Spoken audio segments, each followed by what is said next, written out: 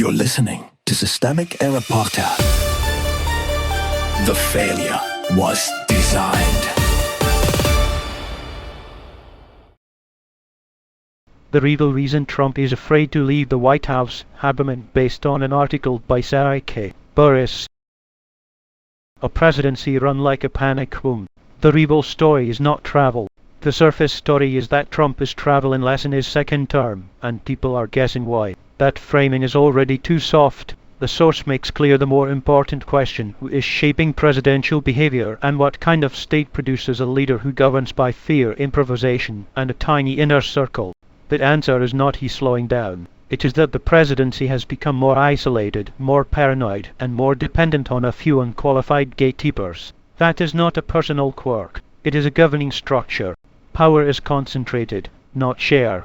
Haberman's account points to a White House in which rebel authority sits with a microscopic group. Trump, his son-in-law, and Steve Witkoff described it an envoy for everything. That is a decision-making machine, not agencies, not expertise, not process. When foreign policy is handled by people who are not schooled in nuclear weapons or diplomatic negotiation, the problem is not merely inexperience. It is the deliberate replacement of institutional capacity with personal loyalty and improvisation.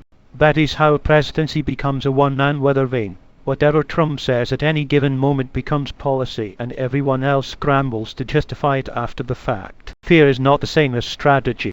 The article leans on the idea that Trump's reduced travel may reflect legitimate security concerns. Maybe. But the more revealing point is how security and paranoia are now fused into one political habit. The assassination attempt really radicalized him and his team, Haberman says, and threats connected to Iran were folded into the same mental category. That matters because a leader who experiences every threat as proof of permanent siege does not become more disciplined. He becomes more erratic. That is how you get a president who believes someone is close to a deal with Iran and then bombs out of the blue. Not strategy, not deterrence, not statecraft. Just the blast radius of one man's instincts amplified by a staff too small and too deferential to correct him. Expertise has been replaced by loyalty theater. The source is blunt about the cost of the setup. No experienced professionals, no deep bench, no meaningful preparation, no exit strategy. That is the rebel scandal. The administration does not just lack expertise, it treats expertise as dispensable. This is how misdirection works. The public gets invited to worry about Trump's age, stamina, or security detail, when the deeper issue is that the executive branch has been stripped down to a loyalty machine that cannot process consequences before acting. The harm is not confusion. It is unqualified power making high-stakes decisions with almost no institutional friction. The bunker beneath the ballroom. The old image from the first term was Trump being rushed to the presidential bunker as protests gathered outside the White House after George Floyd's death. The second term image is even more revealing, rebuilding that same bunker beneath a giant ballroom. It is grotesque, and not by accident. That is the architecture of authoritarian vanity. Above ground spectacle, ego performance. Below ground fear containment, and the expectation of unrest. It is a perfect metaphor for Trumpism. Public grandeur on top, emergency state underneath. What this reveals: the larger pattern is plain.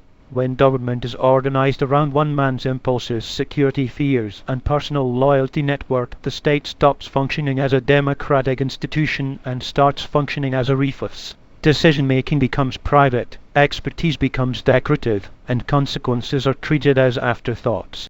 The article's value is that it accidentally shows the real machinery, not a strong leader under pressure, a brittle one surrounded by a narrow cord, turning national power into a managed panic. You've been listening to Systemic Error. Thanks to Alternet for today's article. With your automated voice of Arctic, thanks for listening.